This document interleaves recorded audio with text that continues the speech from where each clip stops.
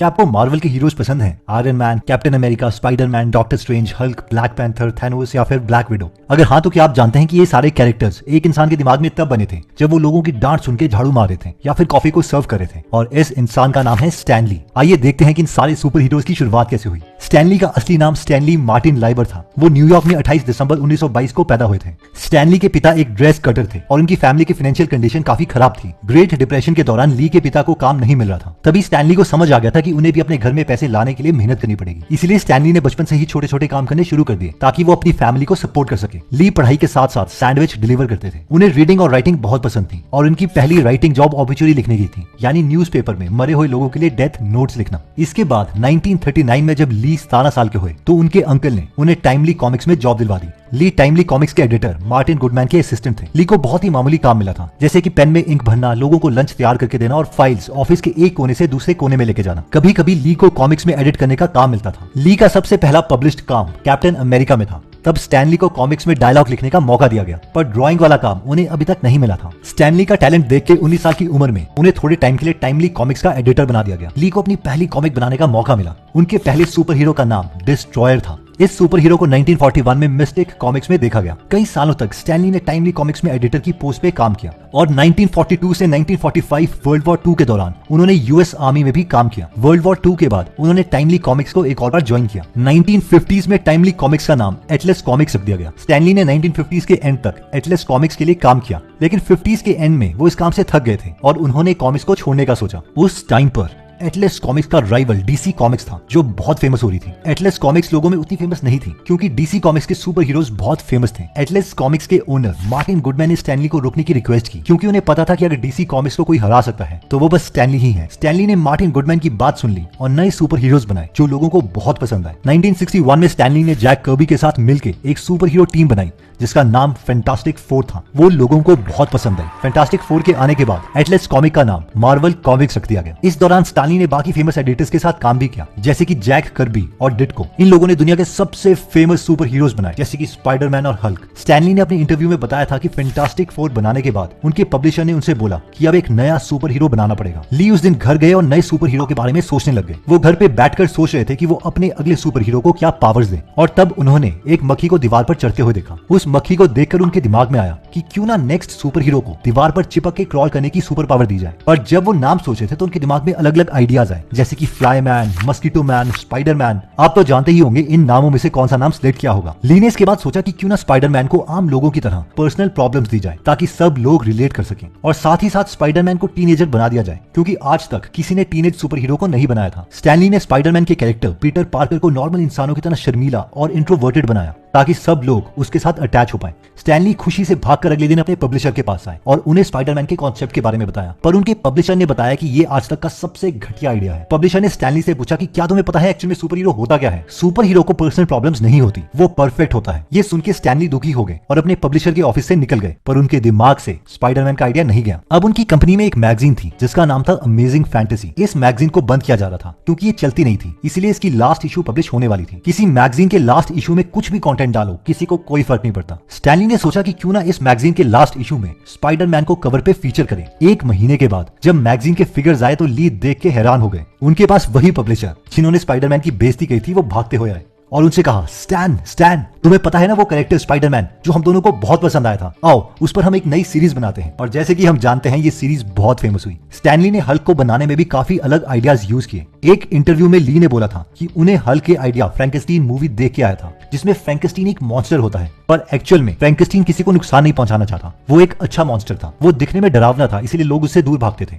फिर ली को दूसरा आइडिया डॉक्टर जैकिल और मिस्टर हाइड से आया, जिसमें एक इंसान मॉन्स्टर बन सकता था। इसलिए स्टैनली ने सोचा कि क्यों ना वो भी एक अच्छा मॉन्स्टर बनाए जो ऐसे ही अपना शरीर बदल सके, और इस मॉन्स्टर का नाम उन्होंने हल्क रखा। ली ने हल्क का स्किन का कलर एक्चुअल में ग्रे रखा था, पर पब्लिशिंग के टाइम में प्रिंटर पर कुछ प्रॉब्लम आ गई, जिसकी वजह से हल्क ग्रीन कलर का प्रिंट हो गया, और तब से लेके आज तक हम हल्क को ग्रीन कलर से पहचानते हैं। एक और सुपर हीरो जो बेनेडिक्ट कम्बरबैच ने प्ले किया है वो है डॉक्टर स्ट्रेंज। स्टैनली कहते हैं कि उन्होंने बहुत लोगों को स्टेज पर मैजिक ट्रिक्स करते हुए देखा है। उन्हें देख के ली ने सोचा कि क्यों ना ऐसा सुपर हीरो हो जो एक्चुअल में मैजिक कर पाए, लेकिन ली नहीं चाहते थे कि उनका सुपर हीरो आम मैजिशियंस की तरह आबरा का डाबरा बोले। इसीलिए ली ने अपने डायलॉग्स बनाए, जैसे कि by the crystal moon of Sinarock, जो कि बहुत ही फेमस हुए। आयरन मैन का नाम तो हम सब ने सुना है, एक टाइम पर दुनिया में काफी वॉर्स हो रही थी। वॉर्स की न्यूज सुन के ली को आइडिया आया कि क्यों ना वो एक ऐसा सुपर हीरो बनाए जो कि एम्यूनिशन और वेपन्स बनाता हो। साथ ही साथ ली उसे इंडस्ट्रियलिस्ट बनाना चाहते थे, यानी एक बिजनेसमैन। बच्चों को ऐसे मिलिट्री इंडस्ट्रियलिस्ट बिल्कुल पसंद नहीं है और ली का एम था कि बच्चों को यह कैरेक्टर पसंद आए। इसलिए उन्होंने आयरन मैन को मिलिट्री इंडस्ट्रियलिस्ट के साथ साथ साइंस लवर, इनोवेटर और एक कूल कैरेक्टर बनाया, जिसकी वजह से सबको आयरन मैन बहुत पसंद आया। ली ने एक इंटरव्यू में बताया था कि एक दिन उनका पब्लिशर मार्टिन उनके पास आया और उनसे पूछा कि हमारी कॉमिक्स इतनी बिग कैसे रही है। ली ने बोला क्योंकि उनकी कॉमिक्स का स्टाइल बाकी कॉमिक्स से अलग है। उनकी कॉमिक्स में ली स्पेशल क्रेडिट सेक्शन में सबका नाम डालते हैं, जो बाकी कॉमिक्स में नहीं होता है।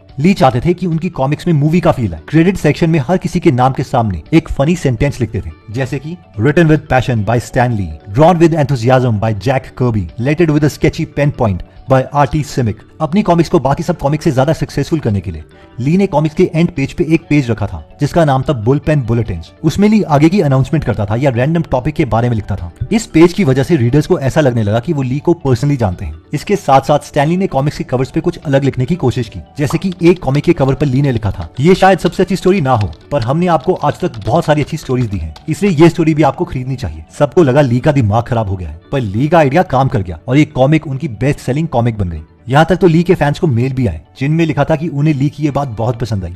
स्टैनली को अपनी कॉमिक्स में लेटर्स टू द एडिटर वाला सेक्शन रखना बहुत पसंद था। इन सेक्शंस में फैंस की एडिटर के लिए लेटर्स होते थे। मार्वल्स के सभी कॉम्पिटिटर्स भी अपनी कॉमिक्स में ये सेक्शन रखते थे, पर ली अपनी कॉमिक्स में इस सेक्शन को अपने कॉम्पिटिटर से हट के बना के रखते थे। आमतौर पर बाकी कॉमिक्स में फैंस की लेटर्स बहुत फॉर्मल होती थी, जैसे कि फैंस की लेटर डियर एडिटर से शुरू होती थी, पर स्टैनली लेटर्स को फ्रेंडली बनाने के लिए डियर ली लिखते थे। और जब ली अपने फैंस को लेटर का जवाब देते तो वो भी बहुत फ्रेंडली होता था। जैसे अगर किसी फैन का नाम लेट से चार्ल्स स्मिथ होता था तो बाकी एडिटर्स अपनी मैगजीन में लिखते थे डियर चार्ल्स, पर ली लिखते थे हाय चार्ल्स, ताकि वो फैंस के साथ फ्रेंडली रहे। यहाँ तक फिर उनके फैंस भी लिखने लगे हाय स्टैन। इस तरह ली ने अपने फैंस के साथ एक फ्रेंडली रिलेशन बना लिया। स्टैनली के पास मार्वल का लाइफ टाइम कॉन्ट्रैक्ट था, यानी हर साल उन्हें $1 मिलियन मिलते थे। जब मार्वल के ओनर्स ने कंपनी बेच दी तो नए ओनर्स ने ये सब कॉन्ट्रैक्ट खत्म कर लिए। ली के नए कॉन्ट्रैक्ट्स के हिसाब से उन्हें साल में सिर्फ $500,000 मिलते थे और लाइफ टाइम कॉन्ट्रैक्ट की जगह 2 ही साल का कॉन्ट्रैक्ट होता। ली इस कॉन्ट्रैक्ट से खुश नहीं थे, इसलिए उन्होंने मार्वल छोड़ दिया। उन्होंने अमेरिकन स्पिरिट फाउंडेशन के ओनर पीटर पॉल के साथ अपनी नई कंपनी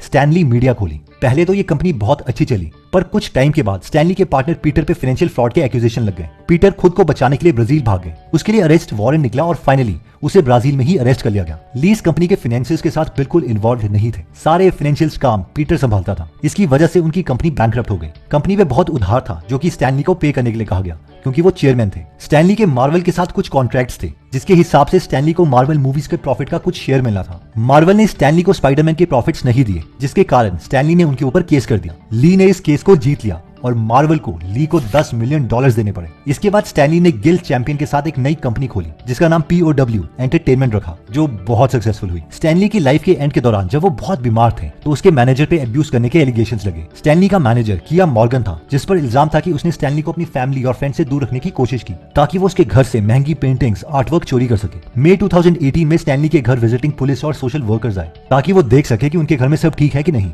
लेकिन मॉर्गन ने पुलिस को बुला लिया और कहा कि स्टैनली के घर पर स्ट्रेंजर्स आए हैं, जबकि उसे पता था कि वो सोशल वर्कर्स हैं। बाद में मॉर्गन को अरेस्ट कर लिया गया क्योंकि उसने झूठी पुलिस रिपोर्ट लिखाई थी। मॉर्गन के साथ साथ एक और इंसान पर स्टैनली को बुढ़ापे में एक्यूज करने के एलिगेशंस लगे। आप सुन के हैरान होंगे कि वो उनकी खुद की बेटी जेसी ली पर है। स्टैनली और उसकी वाइफ की पहली बेटी पैदा होने के कुछ दिन बाद ही वो मर गई थी और उसने अपनी अगली बेटी जो कि जेसी थी उस पर बहुत अटेंशन दिया और किसी भी चीज की कमी नहीं होने दी। स्टैनली ने बोला था कि जेसी उन्हें वर्बली अब्यूज करती है और कभी कभी हाथ भी उठाती है। 2018 में एल्डरली अब्यूज का केस स्टैनली के मैनेजर पर भी था जिसका नाम जेरी ओलिवरेज था। स्टैनली की कंप्लेंट के हिसाब से ओलिवरेज ने उसके बैंकर को नौकरी से निकाल दिया था जो स्टैनली के साथ 26 साल से काम कर रहा था, और उसके बाद ओलिवरेज ने $4.6 मिलियन स्टैनली के अकाउंट से निकाल लिए। स्टैनली ने अपनी मौत से पहले यह भी कहा था कि ओलिवरेज ने उससे एक नॉन प्रॉफिट ऑर्गेनाइजेशन को $3 लाख देने पर मजबूर किया था। यहाँ तक ओलिवरेज ने ली के पैसों से $8.5 लाख का घर खरीदा। इसके साथ साथ उनके अकाउंट से 11 करोड़ रुपए भी निकाले और ली की विल भी चेंज कर दी। ओलिवरेज पे ली की बीमारी का फायदा उठाने का इल्जाम था। ली ने बोला कि ओलिवरेज के पास सारी कॉन्फिडेंशियल इंफॉर्मेशन थी और उसने उसका पूरा फायदा उठाया। दोस्तों, क्या आपको पता है कि हर साल एक आम इंसान कई 100 घंटे ट्रैवलिंग के टाइम में बर्बाद कर देता है, जिस टाइम में वो कुछ अच्छा कर सकता था। तो अगर आप अपने ट्रैवलिंग टाइम में बहुत सी बायोग्राफीज और नॉन फिक्शनल बुक्स पढ़ना या सुनना चाहते हैं तो आप गीगल एप्लीकेशन डाउनलोड कर सकते हैं, जहां पर हिंदी में फ्री में 180 से ज्यादा बुक समरीज अवेलेबल है जिन्हें आप पढ़ भी सकते हैं और सुन भी सकते हैं। अगर आप इस नॉलेजेबल एप्लीकेशन में इंटरेस्टेड हैं तो इसका लिंक हम डिस्क्रिप्शन और फर्स्ट कमेंट में दे देंगे। दोस्तों, ऐसी और वीडियोस देखने के लिए इंस्टा पर हमें फॉलो करें।